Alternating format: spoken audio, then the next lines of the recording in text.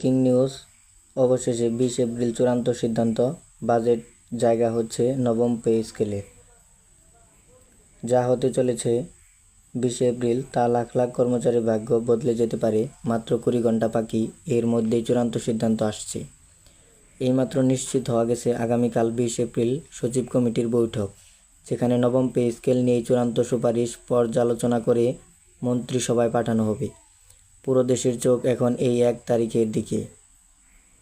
প্রসঙ্গগত, গত জানুয়ারি 21 তারিখে নবম বেতন কমিশন তাদের প্রস্তাব জমা দিয়েছিলেন প্রধান উপদেষ্টার কাছে।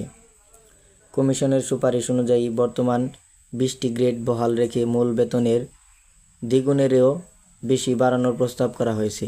সর্বনিম্ন বেতন 8,000 থেকে বাড়িয়ে 20,000 টাকা করার কথা বলা হয়েছে।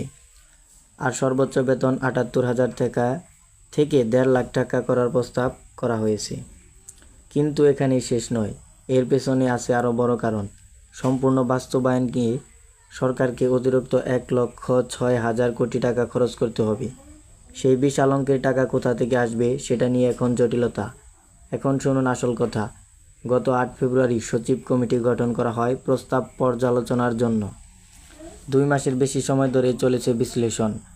আগামীকালের বৈঠক থেকে পরিষ্কার হয়ে যাবে বাজেটে জায়গা হচ্ছে কিনা নবম পে স্কেলে। সম্প্রতি জাতীয় নাগরিক পার্টিও দ্রুত বাস্তবায়নের দাবি জানিয়েছে। তাদের অভিযোগ, 11 বছর আগে 8ম পে স্কেল বাস্তবায়নের পর আর বেতন বৃদ্ধি পায়নি। কিন্তু কর্মচারীদের ধৈর্য এখন চূড়ান্ত সীমায়। আরও একটি বিষয় জেনে রাখুন, সূত্র বলেছে 1 জুলাই থেকে পুরোপুরি কার্যকর হতে পারে নতুন এই বেতন কাঠামো। আগামীকালের বৈঠকে যদি সব কিছু ইতিবাচক হয়, তাহলে বাজেট অধিবেশনেই ঘোষণা হতে পারে। তো এই নিউজটি পরে আমি আপনাদেরকে এর সারসংক্ষেপ বুঝিয়ে দিচ্ছি। বন্ধুরা, আগামী 20 এপ্রিল আপনাদের আগামীকালকে আপনাদের এই নবম পে স্কেলের বেতন কাঠামোটা হতে চলেছে।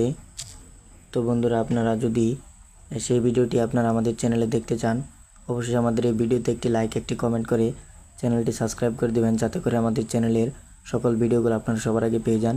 তো আপনারা যারা এই ভিডিওটি পেয়ে খুশি হয়েছেন এবং আজকের নিউজটি পেয়ে আপনারা যারা খুশি হয়েছেন, ভিডিওটি ভালো লাগলে অবশ্যই লাইক করুন, শেয়ার করুন এবং সাবস্ক্রাইব